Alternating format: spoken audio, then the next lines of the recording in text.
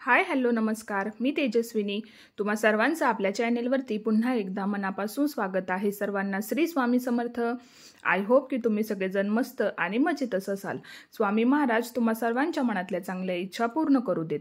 तर आजचा हा जो व्हिडिओ आहे तो शेवटपर्यंत नक्की कंटिन्यू करा आणि व्हिडिओ तुम्हाला कसा वाटला ते सुद्धा कमेंट करून मला नक्कीच सांगा. आणि जर व्हिडिओ तुम्हाला आवडला असेल तर चॅनेलला लाईक, शेअर आणि सबस्क्राईब करायला मात्र विसरू नका. तर चला तर मग आजच्या व्हिडिओला सुरुवात करूयात. तर सुंदर दिवसाची सुंदर अशी सुरुवात झालेली आहे आणि हा जो व्हिडिओ आहे ना तर तो सोमवारचा आहे. तर काही कारणांमुळे ना मला एडिटिंग वगैरे करणं जमलंच नाही, त्याच्यामुळे व्हिडिओ जो आहे तो थोडासा लेट येत आहे. तर सोमवारच्या दिवशीचं हे माझं रुटीन आहे आणि सोमवारच्या दिवशी मी जे आहेत ना तर ते व्हाईट कलरचा टॉप जो आहे तर तो वेअर केलेला होता, कारण की मंदिरात जायचं होतं. तर मग म्हटलं की चला आज व्हाईट कलरचा जो टॉप आहे तर तोच घालूयात, जेणेकरून मग मंदिरात जायचं म्हटलं तरीसुद्धा कामं वगैरे आवरली की लगेचच जाता येईल. तर म्हटलं चला आधी तोपर्यंत आपली सकाळची जी काही कामे असतात ना तर इथे मी तीच आवरून घेत आहे. आणि मंदिरात जायचं होतं म्हणून मग सगळं जे आहे ते लवकरच मी आवरायला घेतलं. तर जीविका स्कूलला गेल्यानंतर मग माझी जी काही क्लिनिंगची कामे होती तर तीच इथे मी करायला घेतलेली आहेत. तर आता बेडरूममधली जेवढी काही क्लिनिंग होती तर ती सगळी आवरून घेतली आणि त्यानंतर मग म्हटलं किचनमध्ये जे आहे तर जेवढी काही आपली कामे असतात तर ती आवरून घेऊयात. आणि सोबतच थोडी भांडी वगैरे सुद्धा एक्स्ट्राची होती, तर म्हटलं चला सगळं जे आहे तर ते आधी क्लीन करून घेऊयात. त्याच्यानंतर मग मला देवपूजा वगैरे सुद्धा करायची होती. तर मग म्हटलं आधी हे उरकून घ्यावं आणि त्यानंतरच मग पूजा वगैरे निवांत करता येईल. तर आता नाश्ता तर आज काही बघा करायचा नव्हता, म्हणून मग मी काय केलं, इथे ना फ्रूटचा जो ज्यूस होता तर तोच मी आज बनवणार होते. तर दुसरे फ्रूट जे आहेत तर ते काही घरामध्ये बघा अवेलेबल नव्हते, फक्त ॲपल जेवढं आहे ना ते तेवढंच राहिलेलं होतं. तर मग म्हटलं चला ॲपलचा जो ज्यूस आहे तो बनवून घेऊयात, कारण की आता सकाळी नाश्त्यामध्ये तर काही घेता येणार नव्हतं दुसरं.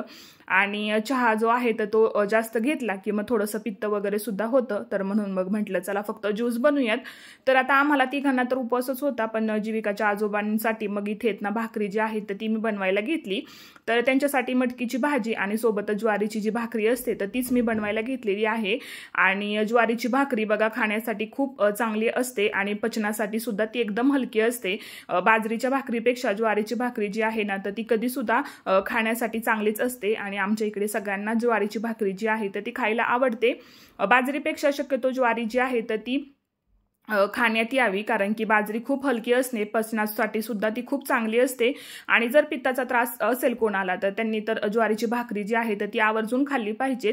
तर स्वयंपाक वगैरे जो आहे तो आवरून घेतला आणि त्याच्यानंतर मग म्हटलं किचन जो आहे तो क्लीन करून घेऊयात, म्हणून किचनमधली सुद्धा क्लिनिंग जी आहे ती आवरून घेतली. कारण की देवपूजा करायची म्हटलं तर बराचसा वेळ जो आहे तो आपला जातो आणि पूजा जी आहे तर ती निवांत शांत मनानेच केली पाहिजे. जास्त घाई गडबडीत सुद्धा पूजा जी आहे तर ती चांगली होत नाही, म्हणजे अर्ध लक्ष आपलं कामाकडे असतं आणि अर्ध लक्ष आपलं पूजेकडे असतं.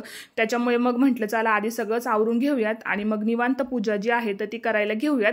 तर मग आता इथे ना दिवा वगैरे जो आहे तो स्वच्छ असा क्लीन करून घेतला आणि त्यानंतर मग थोडीशी फुलं वगैरे सुद्धा आणलेली होती. तर म्हटलं देवपूजा करायची आहे तर फुलं वगैरे असली की पूजा जी आहे ती अजून आपली छान दिसते आणि घरातील जे वातावरण असतं तर ते सुद्धा खूप छान प्रसन्न असं होतं. घरामध्ये सुद्धा पॉझिटिव्ह वातावरण जे आहे तर ते तयार होतं. त्याच्यामुळे मग इथे आवर्जून फुलं जी आहेत तर ती मी आणलेली होती आणि सोबतच मग म्हटलं थोडीफार जी बेलाची पानं वगैरे असतात तर ती सुद्धा आणलेली होती. सोमवार आहे म्हटल्यावरती बेलपत्र जे आहे तर ते महादेवांसाठी आणलेलं होतं. तर सगळं जेवढं काही आणलेलं होतं ना तेवढं सगळं एका प्लेटमध्ये मी काढून ठेवलं. आणि सोबतच ना हे जे धोत्र्याचं फूल असतं बघा, तर आम्ही तर धोत्राच म्हणतो त्याला, तर हे महादेवांना फार आवडतं, म्हणून मी आवर्जून सोमवारचं जे आहे ना तर ते हे फूल घेऊन येत असते. आणि आता बघा मला तर खरं मंदिरातच जायचं होतं, पण काही कारणांमुळे ते मला जमलंच नाही. संध्याकाळच्या वेळेला मंदिरात जाण्यासाठी ठरवलेलं होतं, पण ते काही शक्य झालंच नाही. तर पुढे ते तुम्हाला समजेलच. तर आता इथे मग जेवढी काही मला बेलाची जी पानं लागणार होती ती मी ठेवली आणि म्हटलं संध्याकाळच्या वेळेला मंदिरात जायचं आहे तर त्यावेळेस मग बाकीची जी पानं आहेत तर ती राहून द्यावीत, म्हणून मग मी ती फ्रीजमध्येच ठेवली आणि पूजेसाठी जेवढं काही लागतंय तेवढं सगळं मी साईडला काढून ठेवलं. आणि संध्याकाळच्या वेळी मंदिरात जायचं आहे म्हणून बाकीचं जे आहे तर ते असंच कॅरीबॅगमध्ये बांधून ठेवलं. तर आता इथे ना जेवढी मला फुलं लागतायत तेवढी साईडला ठेवली आणि बाकीची सगळी पिशवीमध्ये अशी बांधून ठेवली.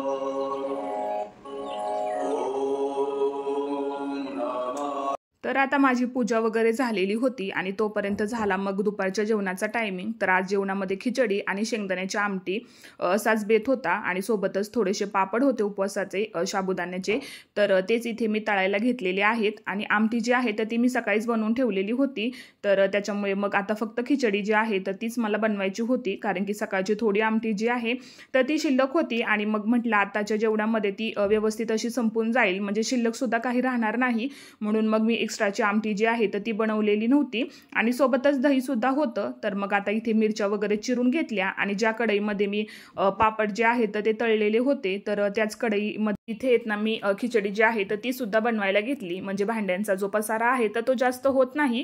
तर आता साबुदाणे जे आहे तर ते मी रात्रीच भिजत घातलेले होते, त्याच्यामुळे ते छान असे व्यवस्थित असे भिजले गेलेले होते। आणि मग आता आधी मिरच्या वगैरे तळून घेतल्या आणि त्यामध्ये लगेचच साबुदाणा जो आहे तर तो सुद्धा मी टाकून घेतलेला आहे।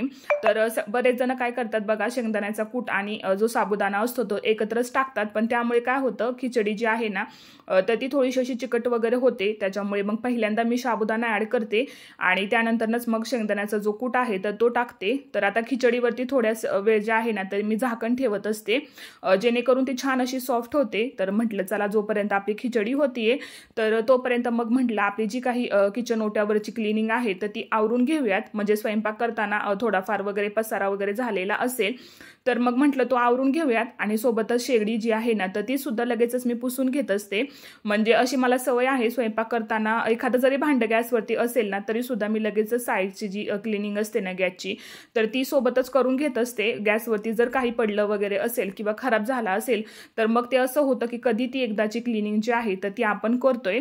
तर आता साबुदाणा जो आहे ना तर तो व्यवस्थित आपला शिजला गेला पाहिजे, तर त्यामुळे त्याला बारीक गॅसवरती 5 ते 10 मिनिटं व्यवस्थित असं हलवत राहायचं, जेणेकरून तो खाली चिटकत सुद्धा नाही आणि खिचडी जी आहे तर ती सुद्धा आपली कडक होत नाही, अगदी सॉफ्ट अशी खिचडी जी आहे तर ती आपली बनते, जेणेकरून खायला सुद्धा मग ती छान अशी चवदार लागते। तर संध्याकाळच्या वेळेला मंदिरात तर जायचंच होतं, पण यांना काही जमलंच नाही, त्याच्यामुळे मग मंदिरात जाणं जे आहे तर ते माझं राहूनच गेलं। म्हणजे दुपारी तर मी जाणारच होते, पण पूजाच खूप माझी लेट झाली, त्याच्यामुळे मग सगळ्या गोष्टींना उशीरच होत गेला, म्हणून मग म्हटलं निवांत जाऊयात। पण यांना सुद्धा अर्जंट काम आलेलं होतं आणि मग मला सुद्धा एकटीला जायचं म्हटलं की मग ते संध्याकाळच्या वेळी जायचं म्हटलं की ते नकोच वाटतं, तर त्याच्यामुळे म्हटलं चला आपल्या घरातच जे आहे तरी संध्याकाळच्या वेळी मग पूजा वगैरे जी आहे तर ती मी पुन्हा एकदा करून घेतली। तर मग आता इथे खिचडी होईपर्यंत मग म्हटलं जेवढी काही भांडी वगैरे आहेत सिंकमध्ये तर मग म्हटलं ती सुद्धा लगेचच क्लीन करून घेऊयात। आणि मग इथे डायरेक्ट येत ना मी संध्याकाळच्याच वेळी जे आहे ना तर ते शूट करायला घेतलेलं होतं। तर संध्याकाळचा जो स्वयंपाक होता तर तो मी लवकरच आवरून घेतलेला होता, कारण की उपवास म्हटलं की सगळ्यांना जे आहे तर ते लवकरच भूक लागते। आणि तसंही आमच्या इथे म्हणजे संध्याकाळचा जो टायमिंग असतो जेवणाचा तर तो 8 ते 8:30 या दरम्यानच असतो आणि सगळ्यांनाच याच टायमिंगमध्ये जे आहे ना तर ते जेवण करायची सवय आहे, त्याच्यामुळे स्वयंपाक जो आहे ना तर तो माझा लवकरच असतो। पण उपवासाच्या दिवशी मग थोडंसं लवकर जे आहे तर ते मी स्वयंपाकाला लागते। आणि आमच्या इथे चपाती भाजी असं जास्त फारसं संध्याकाळच्या वेळेला कोणालाच आवडत नाही, आपलं भाजी भाकरी कालवण जे काही असेल नॉर्मल तर तेच सगळ्यांना जे आहे ना ते आवडतं आणि सगळे मग पोट भरून सुद्धा जेवतात, त्याच्यामुळे चपात्या वगैरे जास्त मी काही बनवत नाही, कारण की जास्त कोणाला आवडतच नाही, म्हणून मग आपलं भाजी भाकरी जे असेल तर तेच मी बनवत असते। आणि मग इथे ना आधी बटाट्याची भाजी वगैरे बनवून घेतली मी आणि त्यानंतर मग म्हटलं मटकी होती थोडीशी फ्रीजमध्ये, तर मग म्हटलं चला थोडीशी मटकी जी आहे तर ती फक्त आपली सुकी मटकी जी असते ना तर तीच इथे मी करणार होते। तर त्याच्यासाठी इथे कांदा टोमॅटो जे आहे ते सगळं परतून घेतलं आणि चवीनुसार मसाला टाकून मग त्यामध्ये मटकी जी आहे तर ती मी ॲड करणार होते। आणि सोबतच मग अलीकडे जे आहे ना तर ते भाजी सुद्धा इथे मी बनवलेली होती। तर मग म्हटलं चला लवकर स्वयंपाक वगैरे आवरूयात, जेणेकरून मग सगळेजण जे आहे तर ते पोटभर जेवतील। आणि मटकी माझी तोपर्यंत होती, मग म्हटलं तोपर्यंत आपल्या भाकरी वगैरे ज्या आहेत तर त्या सुद्धा बनवून होतील। आणि मग आता जोपर्यंत भाजी वगैरे होतीये तोपर्यंत मग म्हटलं जाळीतली जी काही भांडी वगैरे आहेत तर ती लावून घेऊयात, म्हणजे भाजी वगैरे झाली की मग लगेचच भाकरी ज्या आहेत तर त्या बनवायला घेता येतील। आणि हे सुद्धा उपवासाच्या दिवशी लवकरच येतात जेवणासाठी, त्याच्यामुळे मग म्हटलं लवकरच आपलं जे काम आहे ते आवरून घेऊयात। आणि थोडीशी आमटी बघा दुपारच्या जेवणामध्ये संपलेली नव्हती, थोडीशी अजून शिल्लक होती, तर म्हटलं गरम वगैरे करून ठेवूयात, जेणेकरून आमटी जी आहे तर मग कोणाला खायची वगैरे असतील तर खातील. आणि मग आता जाळीतली भांडी वगैरे जी आहे ती आधी लावून घेते आणि सगळा स्वयंपाक माझा आवरलेला होता. मग संध्याकाळच्या वेळी हे जे फूल मी ठेवलेलं होतं, जे की मला मंदिरात खरं तर व्हायचं होतं, पण ते काही जमलंच नाही. मग इथेच फोटो पुढे रात्री नैवेद्य वगैरे दाखवला आणि पूजा वगैरे केली आणि इथेच ते फूल जे आहे तर ते मी वाहिलेलं होतं. तर खरं तर आपल्या मनामध्ये भाव पाहिजे, श्रद्धा पाहिजे.